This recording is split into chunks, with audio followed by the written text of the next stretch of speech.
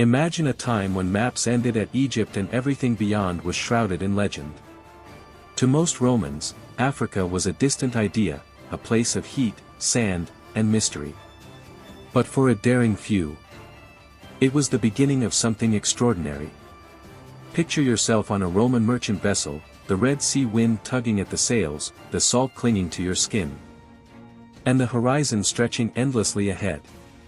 You're not a soldier or a senator.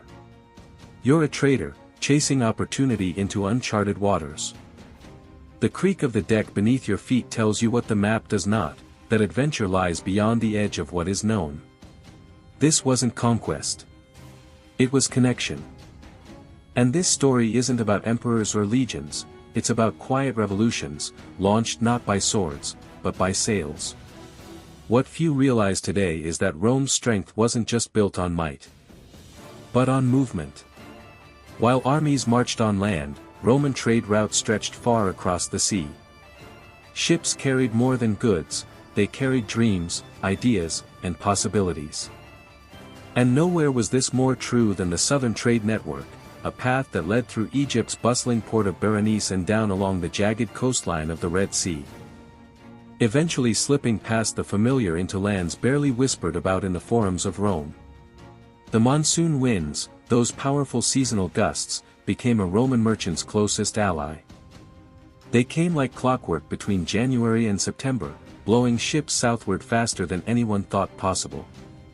These weren't massive warships, they were swift, sleek vessels built for trade, not battle.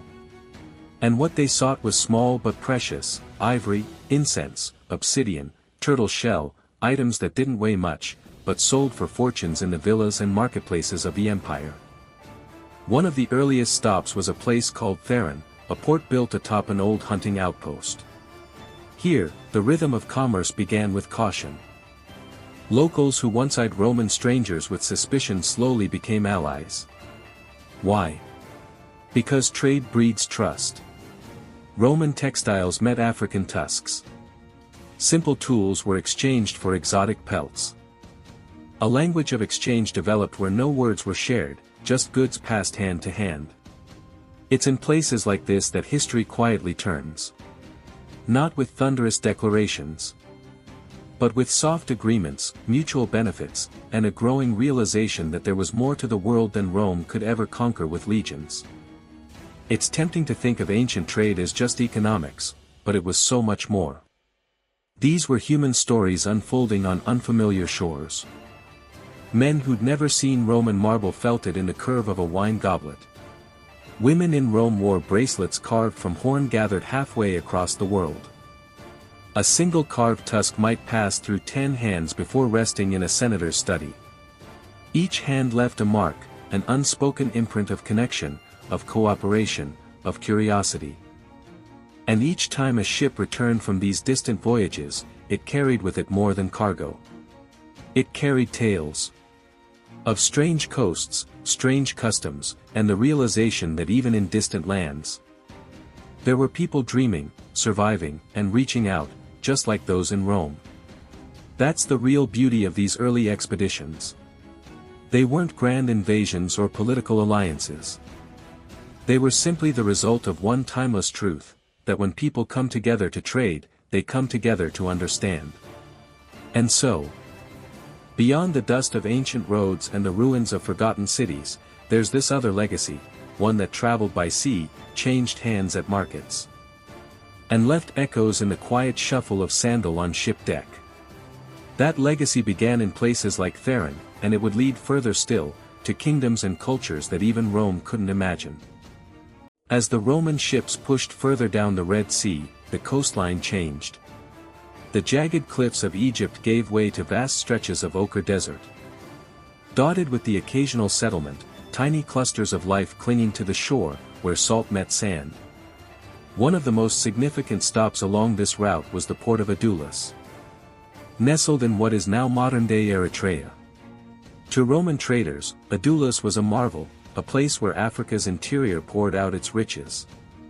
And the pulse of an entirely different world could be felt in the rhythm of its markets.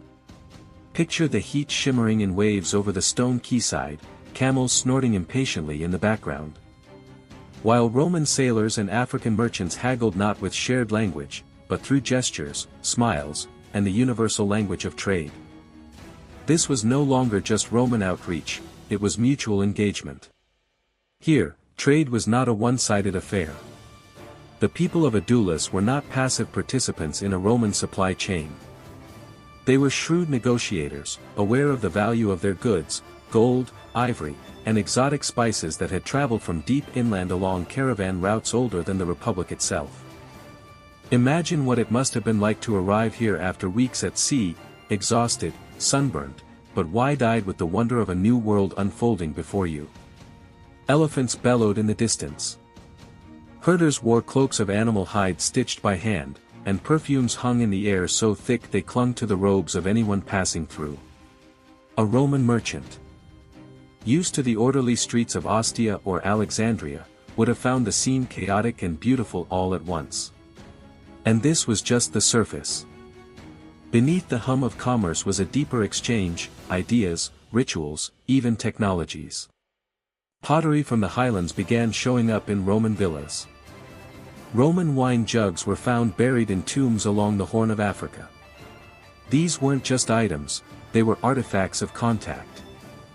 Proof of a connection between people who would never meet but somehow shared a fragment of each other's world. What makes this part of the story so extraordinary is that it didn't rely on emperors or armies. It wasn't mandated by Senate decree or born from conquest. It grew because people wanted to know each other. They wanted to touch what was unfamiliar, to taste something that came from far beyond their borders. The Romans called the region Arabia Felix, Fortunate Arabia, not just because it produced wealth, but because it seemed to flourish, untouched by the constant wars of the Mediterranean. It was a place of wonder, and that wonder was contagious. There's something deeply human about the way this network expanded, not as a monolith imposing itself, but as a web of encounters. Each one reshaping the map of imagination.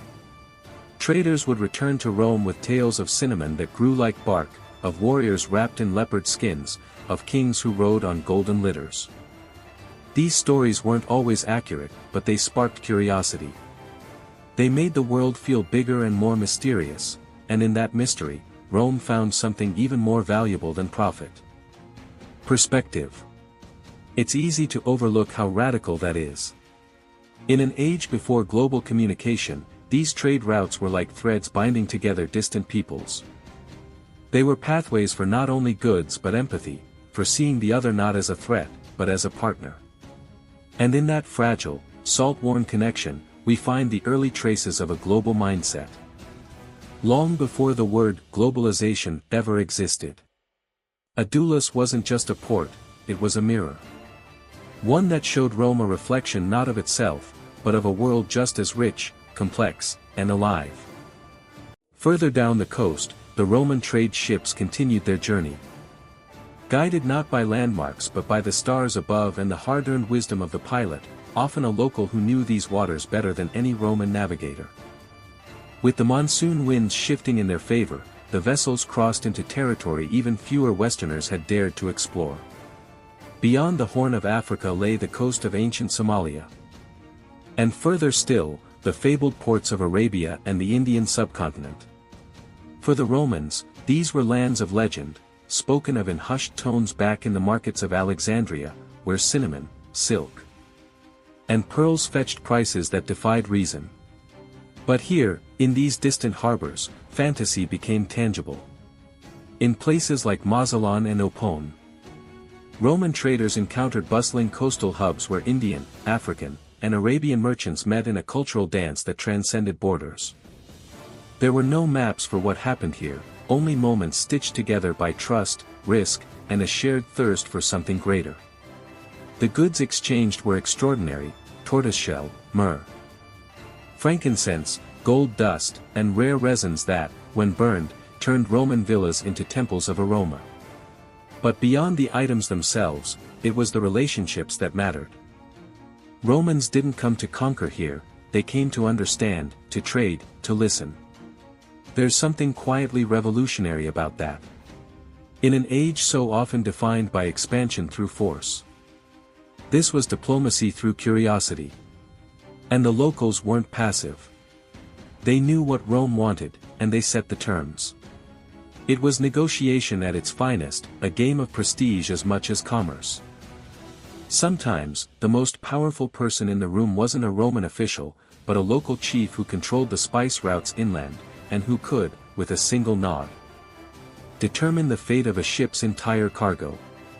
And still the Romans ventured further, toward the southern Arabian coast and beyond it, into the embrace of India's western shores. The city of Baragaza, modern-day Badajoz, stood as a testament to the power of cross-cultural connection. Greek-speaking locals, Persian traders, Indian philosophers, and now Romans, all passed through its gates, leaving traces of themselves in language, cuisine, and belief. It's no coincidence that Roman coins have been found in Indian temples. Nor that Indian art began to depict foreigners in togas. These weren't just transactions, they were exchanges of worldview. A Roman merchant might have come seeking pepper and pearls. But he left with stories of Hindu cosmology, of philosophies that challenged even the stoicism he held so dear. And for the Indian locals, the Romans were curiosities in their own right, red-faced, wine-drinking visitors from a faraway land that claimed to be the center of the world. One can imagine the conversations, halting and translated, between two men seated under a palm-thatched roof. One speaking of Jupiter and Jupiter's thunderbolts, the other describing Vishnu's avatars or the cycles of samsara. These weren't just deals being made, they were bridges being built, quietly, slowly, but profoundly. The idea that there was more than one way to live, more than one kind of truth, was taking root. What strikes us most, looking back, is not the scale of the trade, but the scale of the imagination it required. To leave the marble cities of Rome and risk everything on monsoon winds and foreign shores took more than ambition, it took vision. It took the ability to believe that connection was possible, that people from different worlds could meet, speak, and find common ground not through conquest, but through shared wonder. These were not empires clashing. These were humans discovering one another. And yet, as the Roman sails caught the returning winds and turned back west toward the Red Sea, something deeper lingered than just the scent of pepper or the clink of coin. What they carried was more than cargo. They brought home an idea, that the world was vast, yes, but also intimately connected. That the roads of empire didn't always have to be paved with conquest. Sometimes, they were built with curiosity, respect, and shared purpose. Back in the port cities of Egypt, the returning traders would speak of temples carved into hillsides, of kings who governed without armies, of people who mapped the stars not for war, but for wisdom. These stories didn't just fill the markets. They filled minds. They challenged Roman assumptions. They planted seeds. One has to wonder what impact these journeys had on those who never left Rome. On senators who heard tales of lands where gods took 10 forms and merchants prayed before opening shop. On artists who suddenly introduced lotus flowers into mosaic borders. On philosophers who began to question whether virtue was a Roman monopoly. The movement of goods was easy to track, but the movement of ideas? That was a quiet revolution. And as the empire aged, as cracks began to form in its marble foundations, it wasn't always the legions or the laws that held it together. It was this web, this invisible net of connections woven across oceans and deserts by men who believed that contact was more powerful than isolation. In many ways, this part of the Roman legacy is the one we speak of the least, and yet, perhaps, it's the one that matters most today.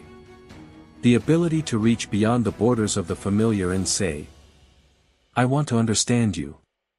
I want to share with you. I want to trade not just my goods, but my stories, my beliefs, my questions.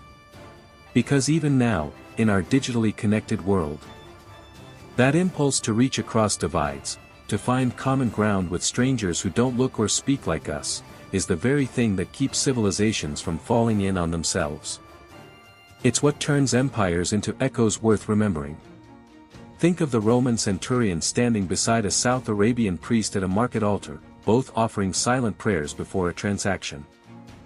Think of the Indian shipwright carving Roman eagle emblems into a hull bound for Alexandria. Think of a child in Thebes playing with a toy brought from Baragaza, unaware that he is holding the result of 1,000 tiny choices made by merchants across continents. These aren't just anecdotes, they're threads. And when we tug on them, they lead us to a version of history that is not just about power or conquest, but about possibility. About the extraordinary things that can happen when we choose to connect. So when we talk about Rome, let's remember more than just its legions or its emperors. Let's remember the sailors who read the stars off the Horn of Africa. The traders who shook hands in languages they barely knew, the women who wore spices like perfume because it reminded them of somewhere else. Let's remember that the Roman Empire, for all its flaws, was also a network of seekers, people who dared to believe that the world was richer when shared. Because in the end, it wasn't only the walls of Rome that crumbled. It was also its borders. And in their place, new pathways were formed, pathways that, in many ways, we're still walking today.